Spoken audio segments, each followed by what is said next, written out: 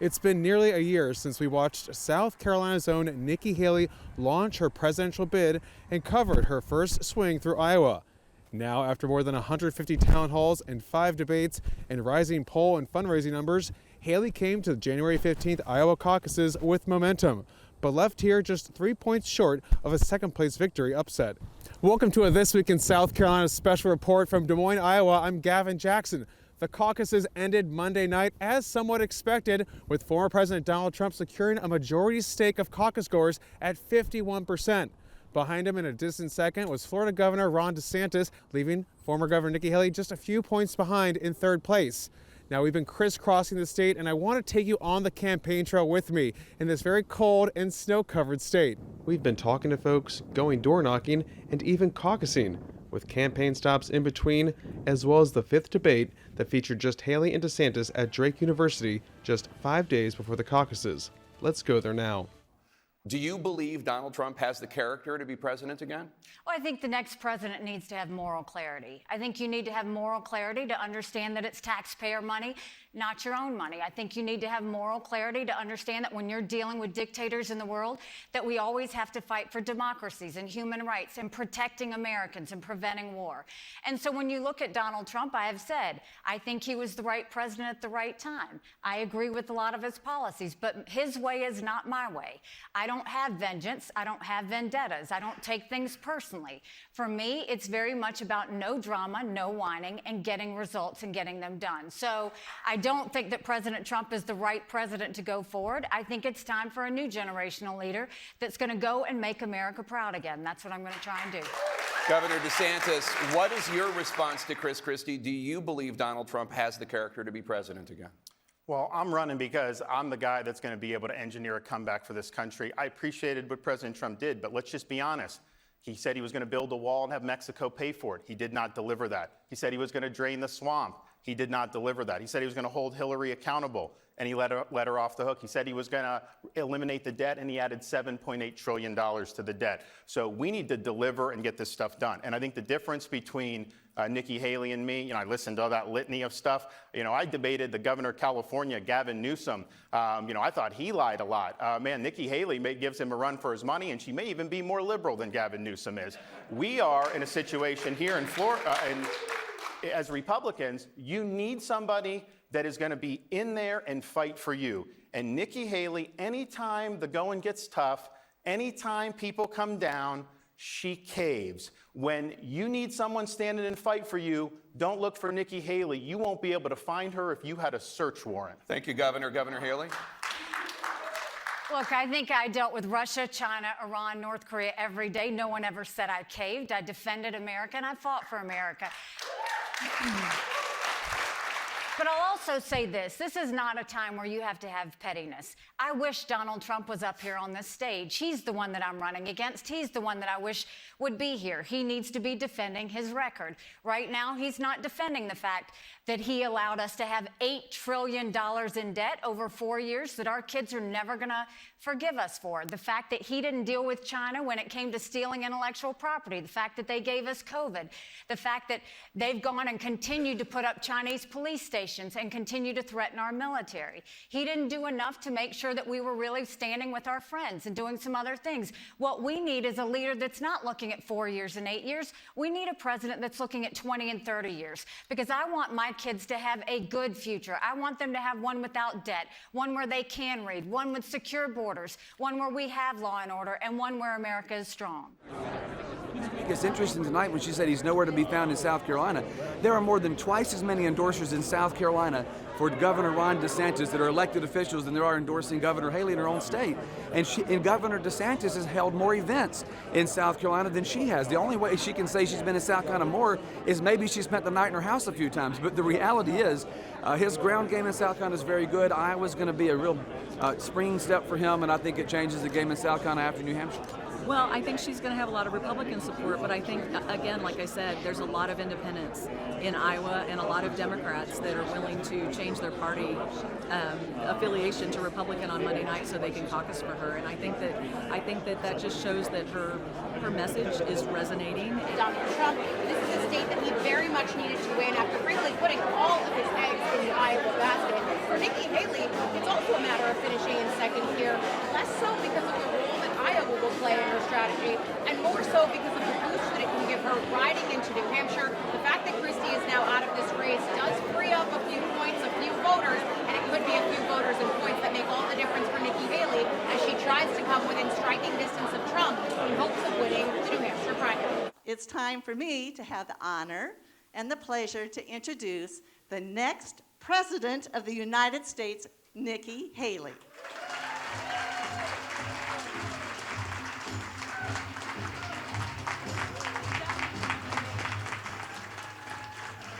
What a great crowd. It's so good to see all of you here and to fill out this room on a snowy day. And we can't afford another nail biter of an election. And you look at the situation where it is now. If you go and look at any of the polls, any of them, head to head with Biden, what do you see? Ron doesn't defeat Biden. Trump, head to head with Biden. On a good day, he might be up by 2, but within the margin of error, it would be a nail biter of an election. I'm in every one of those polls. I defeat Biden by as much as 17 points.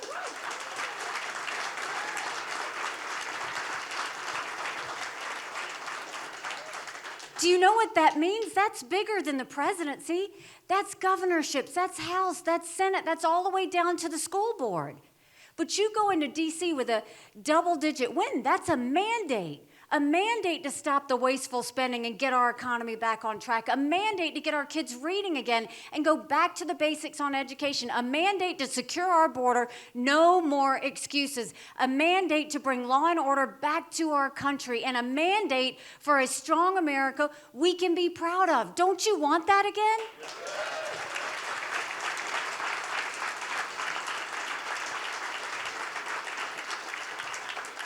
We could have that again.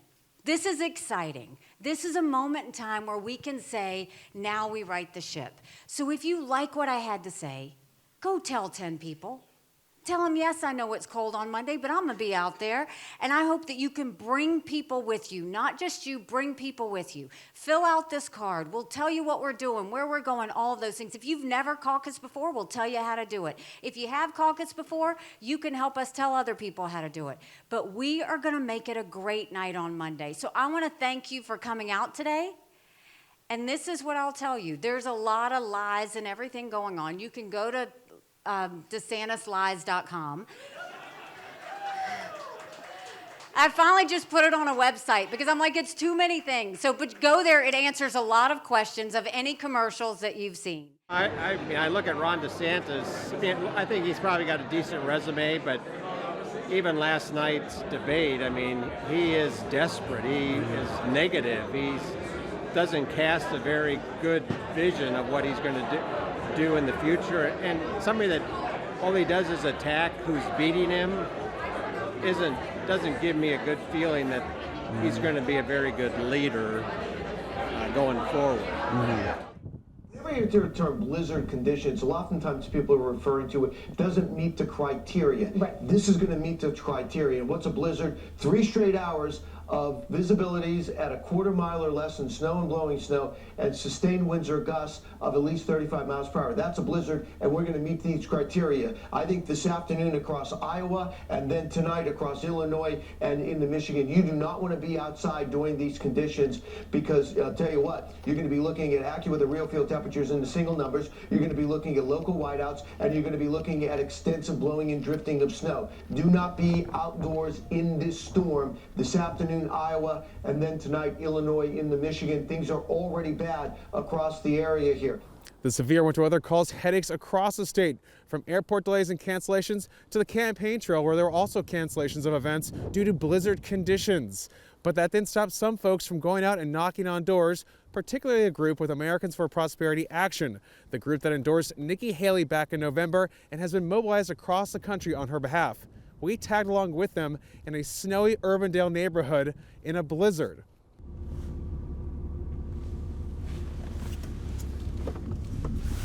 Where to?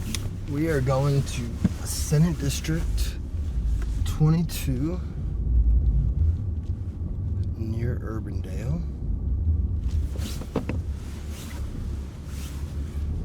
knock some doors, talk to some voters.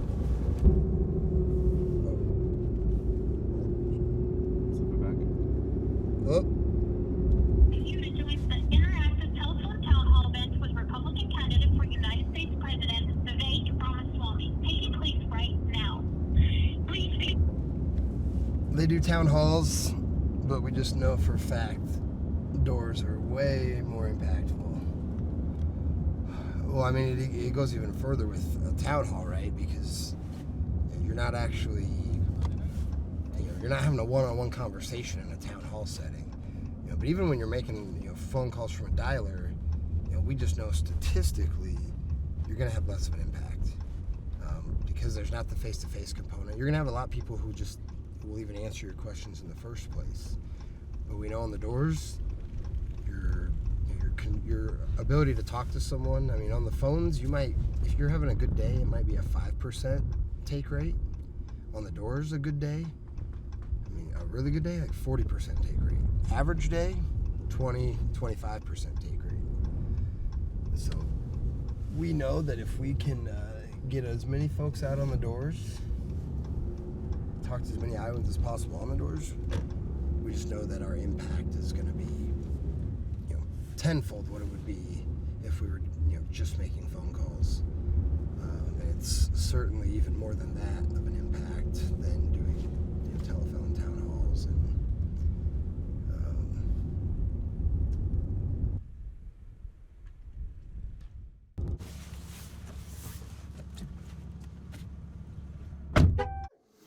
I'm with Americans for Prosperity Action. We're just out talking. I'm with Americans for Prosperity Action. Okay. We're just out talking with folks about the upcoming caucuses. I'm going to be caucusing for Nikki Haley.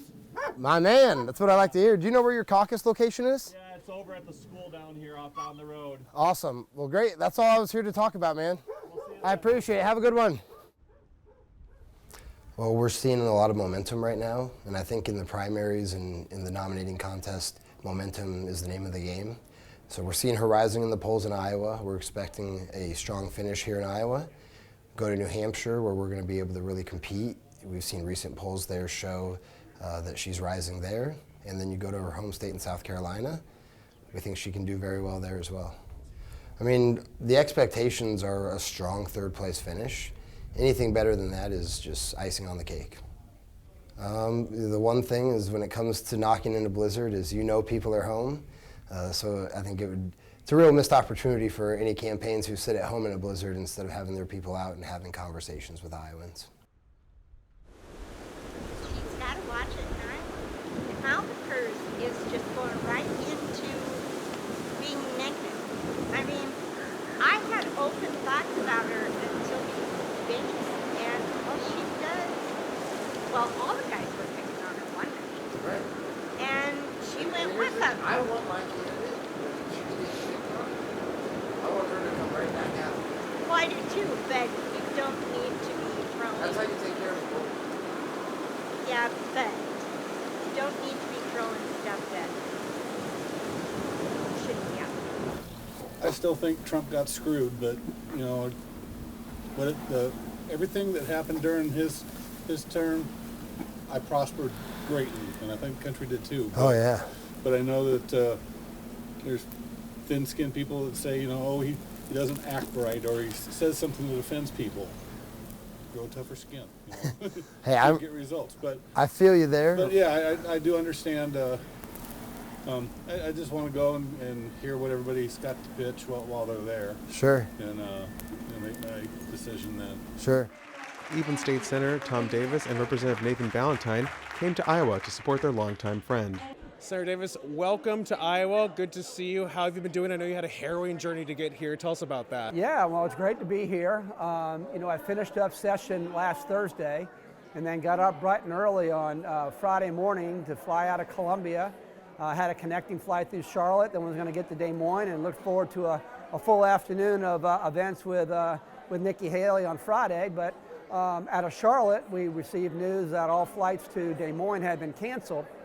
And so I waited in line and tried to figure out what my alternatives were, and there wasn't going to be anything until late the next day, and they really couldn't make any promises then. And so I was talking to Nathan Ballantyne. Nathan was traveling with me, and I said, Nathan, I'm going to go ahead and rent a car and drive. And he goes, are you crazy? That's 800 miles. And I said, well, you know, I'm going to go ahead and do that. That way I know I'm doing something positive. I'm moving in the right direction.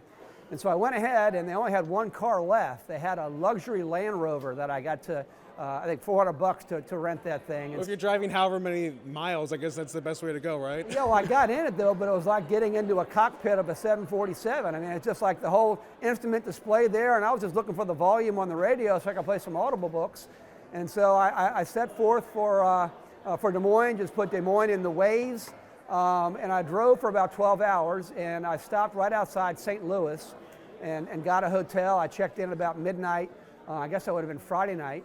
And then is it Friday night? Yeah, Friday night. So then I got up on Saturday morning and drove the rest of the way, and got in here about 6 o'clock last night and got a great night's sleep, and phone banked all day today for Nikki Haley, talked to some great Iowans, and tried to convince them to come out and caucus for Nikki Haley tomorrow night. So I've had a pretty good experience so far. When we talk about that and knowing her and where she stands right now in this momentum that's been discussed, going into this caucus and then the primary in New Hampshire, what are your thoughts when it comes to just how far she can go and how high she can go? Is that a concern for you, or are we still talking about an underdog here who could take on President Donald Trump and get somewhere?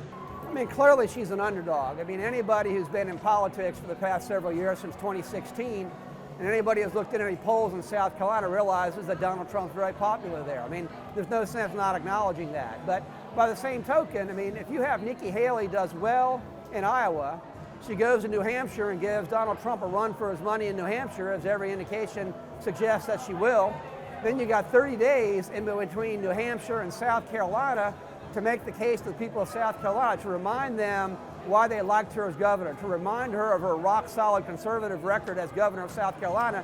She's got 30 days to do that. If you get it down to a Donald Trump versus Nikki Haley one-on-one race, that's a fight worth having, and that's a fight worth winning. Good luck. Thank you. We are so rooting for you.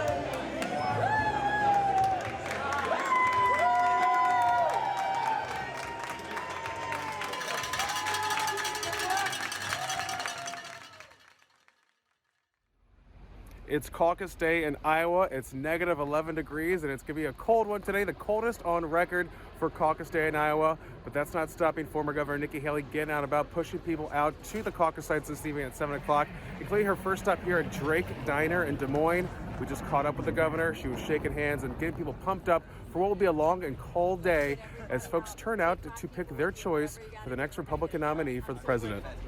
Thank you. Yeah, just speak from the heart. Tell people why we care and why we want to do this. We'll get it done. Thank you. Appreciate it. Today is the day we make history.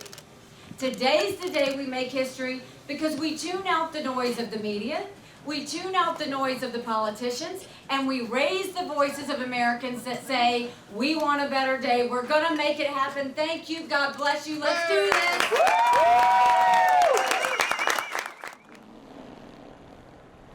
Can I ask you who you're caucusing for today? Nikki Haley. For me, no question, the bottom line is I like the economy under Trump. I like the fact that we weren't in wars. But at some point, the rhetoric overshadowed the results.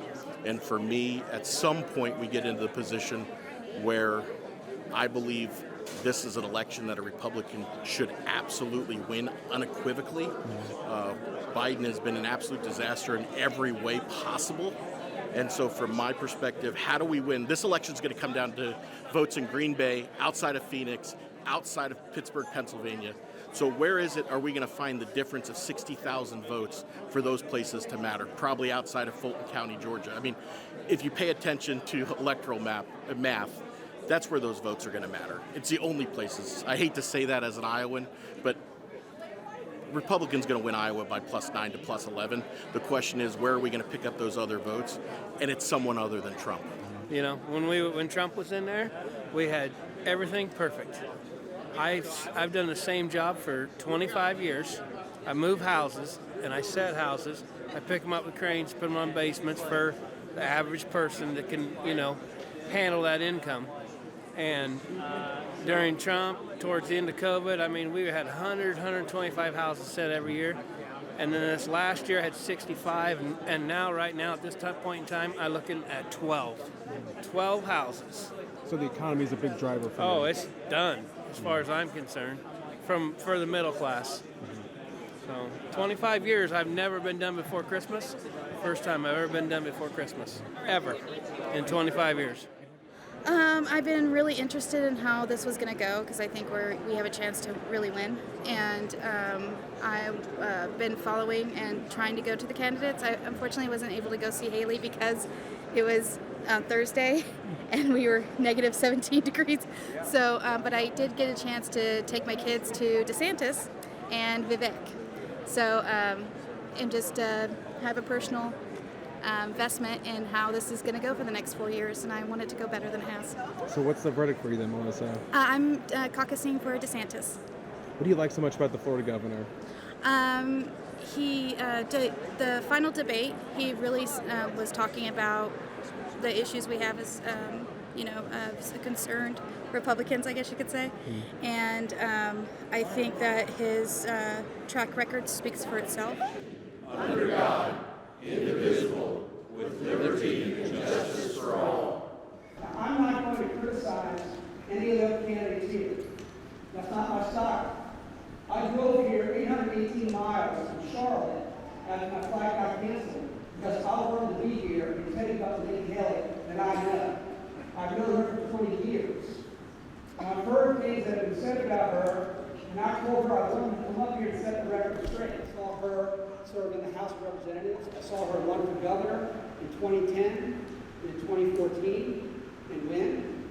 I know Nikki Haley.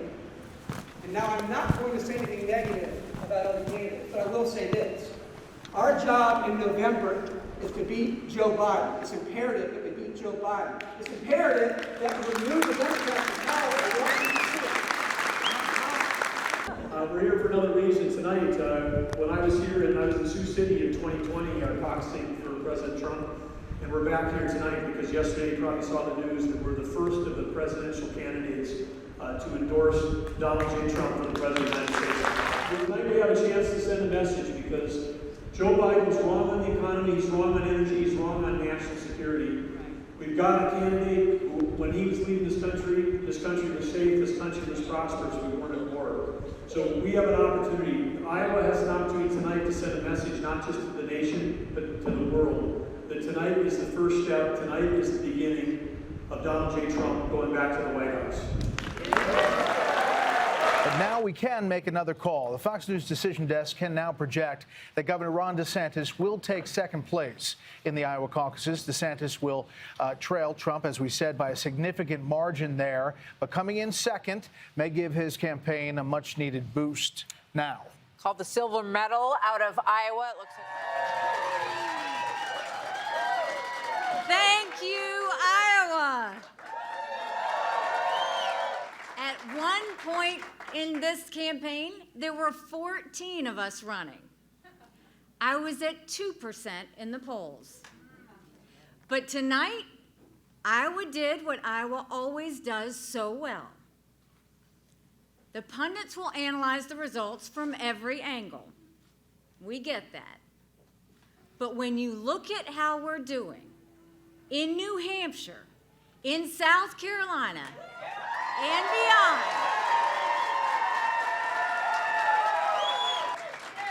I can safely say tonight, Iowa made this Republican primary a two-person race.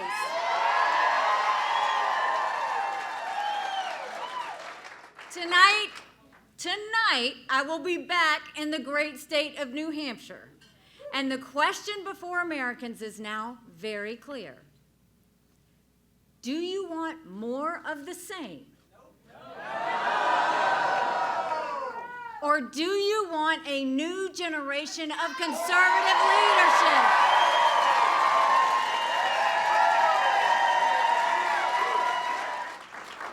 A majority disapprove of both of them. Trump and Biden are both about 80 years old. Trump and Biden both put our country trillions of dollars deeper in debt, and our kids will never forgive them for it.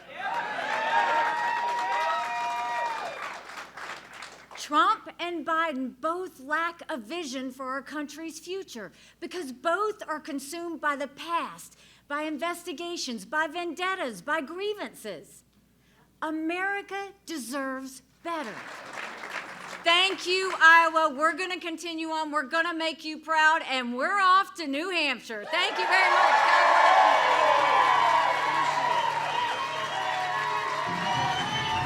After 11 months of campaigning, especially here in Iowa, Nikki Haley pulled off a close third-place finish here in the Hawkeye State, right behind Florida Governor Ron DeSantis and, of course, former President Donald Trump. She was riding a wave of momentum that started late last fall through the winter that carried her up until this point. And her campaign hopes that will take her on into New Hampshire ahead of the primary on January 23rd, where she enjoys greater support, including the endorsement of the popular Governor Chris Sununu.